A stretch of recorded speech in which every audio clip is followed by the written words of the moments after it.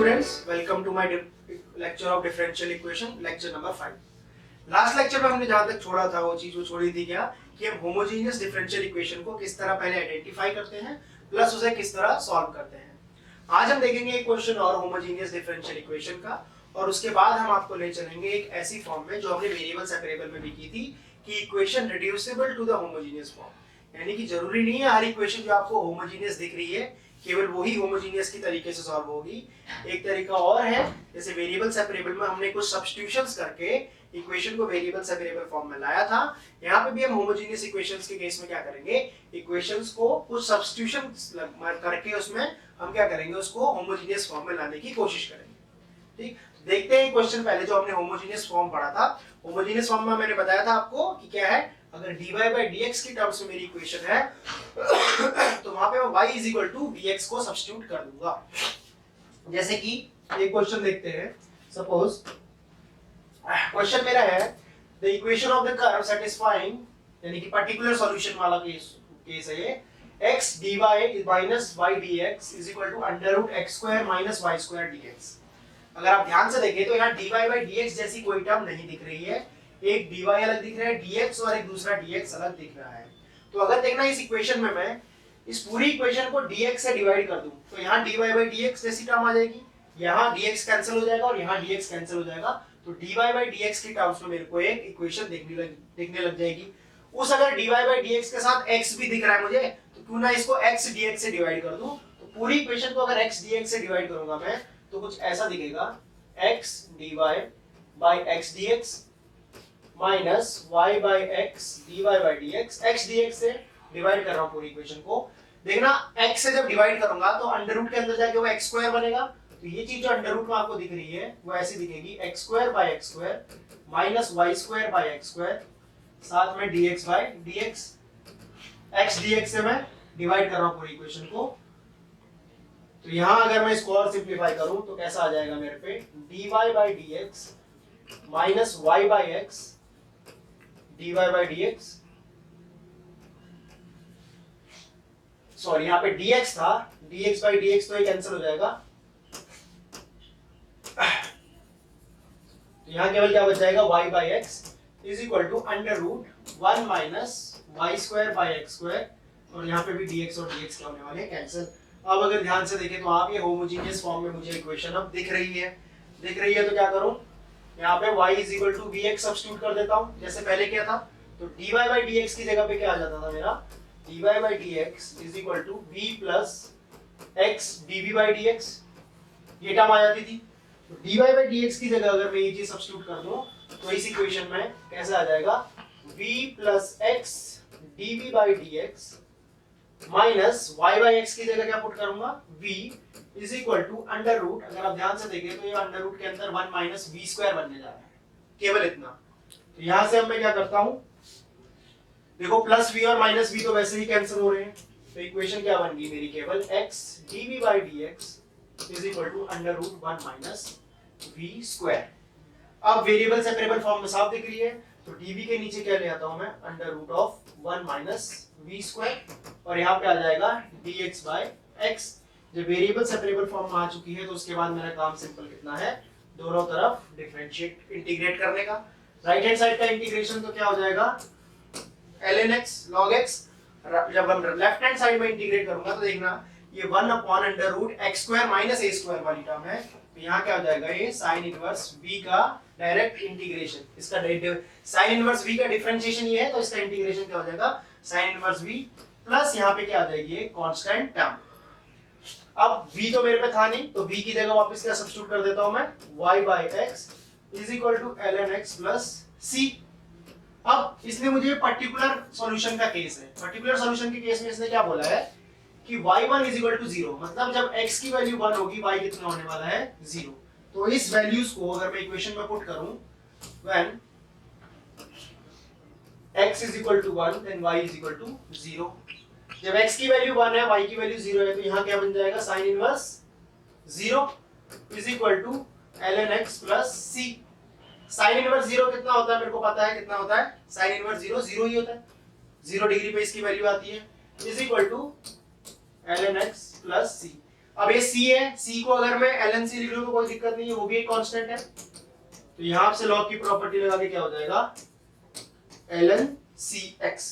अब देखना इस ln x को ln cx को अगर 0 होना है तो मतलब क्या हो जाएगा, ये अंदर वाली चीज को क्या होना पड़ेगा 1, अंदर वाली चीज को। और अगर ध्यान से देखिए तो यहाँ पे x की वैल्यू 1 ही है, जब मैं पर्टिकुलर सॉल्यूशन निकालने जा रहा हूं तो ये सिंपल कितना आ जाएगा मेरा ln c, क्योंकि x की वैल्यू 1 है।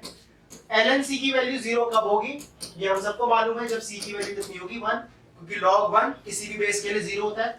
c की वैल्यू 1 आ गई तो वहां से हमारा पर्टिकुलर सॉल्यूशन आ गया। पर्टिकुलर सॉल्यूशन क्या हो गया मेरा यहाँ से, sin inverse y by x is equal to ln x plus में c की वैल्यू 1 को क्या लिख लूं मैं यहाँ पे जैसे लिखा हुआ था ln के केस में। तो मेरे जो ऑप्शन है उसको देखता हूं मैं किस तरीके का सॉल्यूशन दिया है, उस हिसाब से इसको मॉडिफाई करूंगा। y by x is equal to sine of log mod xy is equal to 2x square. तो मेरा कुछ ऐसा आ रहा है यहाँ से y is equal to sine inverse है मेरे पे, तो यहाँ पे इन्होंने आंसर साइन में दिया है, तो क्या करता हूँ इनवर्स को दूसरी तरफ लेके जाता हूँ, साइन की टर्म्स में आंसर निकालूंगा। साइन की टर्म्स में आंसर कैसा आएगा, यहाँ पे आ जाएगा y by x is equal to sine of ln x।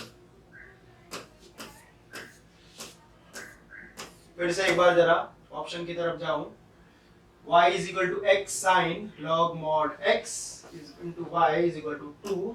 तो जैसे आपको दिख रहा है यहाँ पे आपका जो सेकंड ऑप्शन है ये करेक्ट है। क्या किया मैंने, देखना यहाँ पे सिंपल सी चीज, मुझे पता था ये होमोजेनियस फॉर्म में नहीं दिख रही, मुझे नहीं दिख रही तो क्या किया मैंने x dx से पूरी इक्वेशन को क्या किया डिवाइड। x dx से पूरी इक्वेशन को डिवाइड करोगे तो यहाँ आपको dy by dx जैसी टर्म दिखेगी, यहाँ पे dx से dx कैंसिल हो जाएगा और ये भी dx। सिंपल आप पे क्या है dy by dx टाइप की एक इक्वेशन आ जाएगी जिसे आप क्या है होमोजेनियस फॉर्म में लाके सॉल्व कर सकते हो। अब आगे जो हम पढ़ने जाएंगे वो पढ़ने जाएंगे कि इक्वेशन जो है वो हम होमोजेनियस फॉर्म में रिड्यूस कैसे कर सकते हैं। देखना होमोजेनियस फॉर्म की मैंने एक बार बताई थी पहचानने की, क्या होता है कि उसके जो वेरिएबल्स है उसकी डिग्री क्या हो जाती है, सेम हो जाती है। जब वेरिएबल्स की डिग्री सेम हो गई तो देखना अगर मेरे पे ऐसी इक्वेशन है कोई dy by dx is equal to a1x plus b1y plus c1, कह लो ये स्ट्रेट लाइंस की इक्वेशन है, दो स्ट्रेट लाइन की इक्वेशन अगर डिवाइड हो रही है तो यहाँ मैं देख रहा हूँ क्या इनकी पावर 1 1 है बट साथ में एक कांस्टेंट है। ये कांस्टेंट क्या है, इसे होमोजेनियस बनने से रोक रहा है। अगर यहाँ पे c1 is equal to c2 is equal to 0 ले लूं तो यही इक्वेशन कैसी बन जाएगी dy by dx is equal to a1x plus b1y upon में a2x plus b2y। फिर तो ये पक्की होमोजेनियस इक्वेशन है, वहां मुझे कुछ करने की जरूरत नहीं है। इसको simple y is equal to vx ऐसे सब्स्टिट्यूट करके लास्ट हमने क्वेश्चंस किए थे उसी तरह से हम इसको क्या कर लेंगे सॉल्व कर लेंगे। बट यहाँ पे अगर प्लस c1 है और प्लस c2 है दोनों के साथ, तो उस केस में क्या है हमारे पास दो केस बन जाते हैं। दो केस ऐसे बन जाते हैं अगर तो ये a1 by a2 और b1 by b2 का रेशियो सेम है। रेशियो सेम होने का मतलब ऐसा कह लो कि ये पैरेलल लाइंस की इक्वेशन है, मतलब x का कोएफिशिएंट और नीचे वाले के x का कोएफिशिएंट, ऊपर y का कोएफिशिएंट नीचे y का कोएफिशिएंट का रेशियो अगर सेम आ रहा है तो क्या बोलूंगा ये पैरेलल लाइन जैसी इक्वेशन है। तो उस केस में हम क्या करते हैं सिंपल a1x plus b1y को ही क्या सब्स्टिट्यूट कर देते हैं v, यानी ये पूरी टर्म अगर मैं v सब्स्टिट्यूट कर दूंगा वहां से क्या है ये v plus c1 और v minus c1 इस टाइप का कुछ आ जाएगा, वहां से क्या है ये होमोजेनियस मेरे को दिखने लगेगी। दूसरा केस अगर ये रेशियो इक्वल ना हो, केस 2 में अगर मैं बोलूं अगर ये रेशियो इक्वल ना हो तो क्या करना पड़ता है हमको हल्की सी सब्स्टिट्यूशन करनी पड़ती है। वहां पे क्या होता है इस x की जगह कैपिटल X प्लस h लिख लें सब्स्टिट्यूट कर लें, y की जगह capital Y plus k substitute कर लें और ये h और k क्या होंगे यहाँ पे इन दोनों पॉइंट के लाइन ऑफ इन दोनों लाइनों का point of intersection, that will be the point of intersection of इन दोनों लाइन। जब क्वेश्चन आएंगे मेरे ख्याल से चीज ज्यादा क्लियर होगी। ऐसा जहां मैं अगर बता दूं कि अगर होमोजेनियस फॉर्म की इक्वेशन नहीं है कुछ आखिर में कांस्टेंट है, एक केस तो कांस्टेंट 0 हो जाए, कांस्टेंट जब 0 हो जाएगा तो क्या है सिंपल होमोजेनियस फॉर्म आ जाएगी। दूसरा केस क्या होगा अगर ये कांस्टेंट साथ में है, कांस्टेंट अगर रेगुलर है तो उस केस में हम दो केस लेंगे, जैसे कि अगर पैरेलल लाइंस का केस आ जाए यानी a1 by a2 का रेशियो अगर b1 by b2 के रेशियो के इक्वल आ जाए तो वो हमारा केस 1 होगा। उस केस में क्या करेंगे हम इस पूरी टर्म को क्या कर देंगे v सब्स्टिट्यूट कर देंगे। जब इस पूरी टर्म को v सब्स्टिट्यूट करोगे तो v plus c1 upon v plus c2 एक फॉर्म ऐसी जो होमोजेनियस की तरह आपको दिखने लगेगी, होमोजेनियस की तरह दिखने लगेगी। अब करते हैं जरा इस पे बेस एक क्वेश्चन देखते हैं। दूसरे केस में बताया था अगर ये इक्वल ना हो, है ना, तो वहां पे हम सब्स्टिट्यूट क्या करेंगे, x की जगह capital X plus h। Questions आएंगे, चीजें ज्यादा क्लियर होंगी। फिलहाल अगर मैं क्वेश्चंस पे आऊं इसके, सपोज मेरे डिफरेंशियल इक्वेशन ऐसी है, dy by dx is equal to x plus y plus 1 upon में x प्लस वाई माइनस 1। ठीक, ये वही वाली फॉर्म है ax plus by plus c1 upon में ax plus by plus c2। ठीक, यहाँ पे कांस्टेंट जीरो नहीं है, कांस्टेंट जीरो नहीं तो हम पे दो केस थे। पहला केस a1 by a2 का रेशियो अगर b1 by b2 के रेशियो के बराबर है, तो ये वही वाला केस है। उस केस में क्या कहा था मैंने कि a1x प्लस b1y को हम किसी v के बराबर ले लेते हैं, यानी कि x प्लस y को सब्स्टिट्यूट कर दिया मैंने v। अब v में इक्वेशन आ गई तो dy by dx भी v की टर्म्स में, हमारा डिपेंडेंट वेरिएबल चेंज होगा। यहां से अगर डिफरेंशिएट करूं तो कितना आ जाएगा, 1 plus dy by dx is equal to dv by dx, यानी dv by dx की वैल्यू कितनी आ गई, 1 प्लस dy by dx। मुझे केवल dy by dx की जगह सब्स्टिट्यूट करना था, तो dy by dx कितना हो जाएगा, यहां से मेरा dy by dx is equal to dv by dx minus में 1। इस इक्वेशन को मैं उस इक्वेशन में सब्स्टिट्यूट करता हूं तो मेरा ऐसा कुछ इक्वेशन बनेगी, dv by dx minus 1 is equal to x plus y की जगह मैंने क्या सब्स्टिट्यूट कर दिया है, v, तो v प्लस 1 अपॉन में v माइनस 1।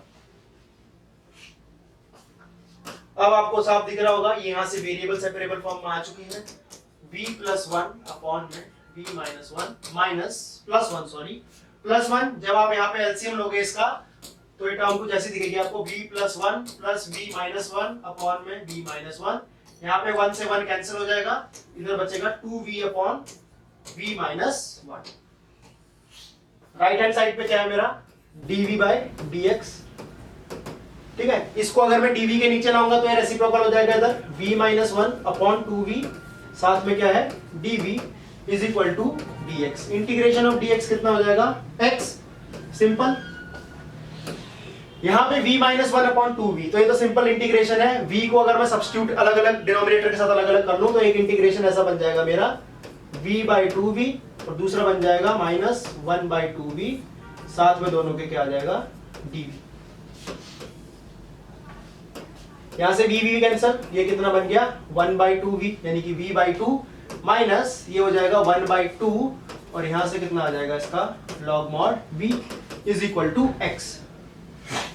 अब 1 बाई 2 है, 1 बाई 2 है यहाँ पे, ठीक है। 1 बाई 2 को क्या करता हूँ, यहाँ क्रॉस मल्टीप्लाई कर लेता हूँ, तो क्या बन जाएगा यहाँ पे v minus ln mod v is equal to 2 times x। v की जगह वापस क्या सब्स्टिट्यूट करना पड़ेगा, y by x, sorry x plus y, क्योंकि x प्लस y को सब्स्टिट्यूट किया था, x plus y minus log mod x plus y is equal to 2 times x।